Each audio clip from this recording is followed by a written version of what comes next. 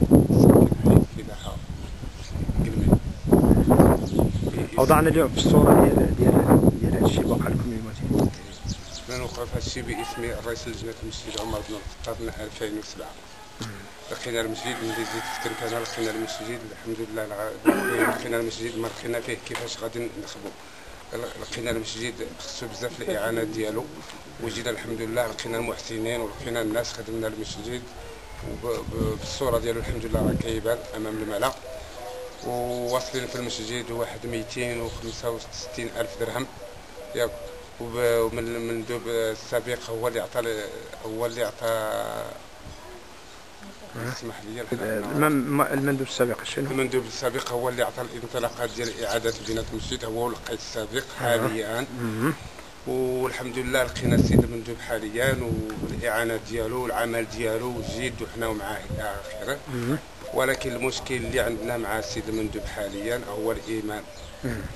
الامام السابق مات الله يرحمه، جبنا حنا الامام الاخر اللي قلنا غادي يصلح، ولكن لقيناه ما خدامش المسجد وما خدامش السكينه. وبقينا مع المندوب باش يبدلوا لنا. السيد المندوب تدخل ان هذاك الفقيه غادي يبقى في الجامع وعندي الدراري وما عندي ما ندير له.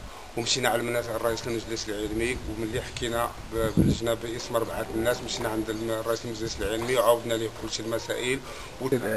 المندوب السابق شنو؟ المندوب السابق هو اللي عطى الانطلاقات ديال اعاده بناء المسجد، هو القائد السابق حاليا. والحمد لله لقينا السيد المندوب حاليا والاعانات ديالو والعمل ديالو جيد وحنا معاه الى اخره. ولكن المشكل اللي عندنا مع السيد المندوب حاليا هو الامام. الامام السابق مات الله يرحمه، جبنا حنا الامام الاخر اللي قلنا غادي يصلح، ولكن لقيناه ما خدامش المسجد وما خدامش السكينه. وبقينا مع المندوب باش يبدلوا لنا. السيد المندوب تدخل ان هذاك الفقيه غادي يبقى في الجامع وعندي الدراري وما عندي ما ندير له. ومشينا علمنا الرئيس المجلس العلمي، وملي حكينا باللجنه باسم 4 الناس مشينا عند الرئيس المجلس العلمي وعاودنا ليه كل شيء المسائل وتفاهم معنا. ملي مشات لاقينا مع السيد المندوب، درنا اللقاء مع الامام السيد المندوب والرئيس المجلس العلمي وواحد العضو معايا انا، درنا معاه اللقاء وسولوا السيد رئيس المجلس العلمي، سول الفقيه قال لي انت منين؟ قال لي انا من تارودان. اش من دوار؟ قال لي دوار فلاني. قال لي هذاك الارض راه ديالنا. هنا مشينا ان كاين تدخل باش الامام ما غاديش يمشي. الامام راه فرق الدوار على جهتين، والامام راه قال لك ما غاديش يخرج الدوار الا غادي يقتل، يتحمل المسؤوليه ديالو. وحنا كنحملوا المسؤوليه السيد المندوب.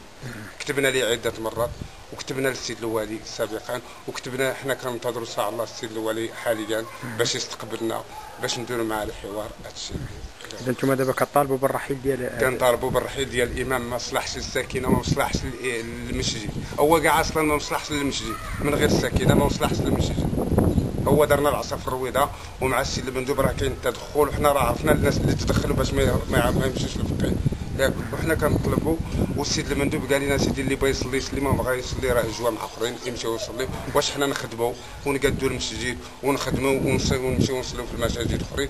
حنا السيد المندوب حرم علينا هذا المسجد الا كيعطينا السيد الوالي ولا كتعطينا السلطه المحليه ندخلوا الجامع باسمنا 24 واحد، باسم الساكنه تبقى 24 واحد، لان حنا ما غاديش ندخلوا هذا الجامع الا كيقول لنا السيد الوالي دخلوا الجامع ولا السيد المندوب ولا يخوي علينا هذا الفقيه.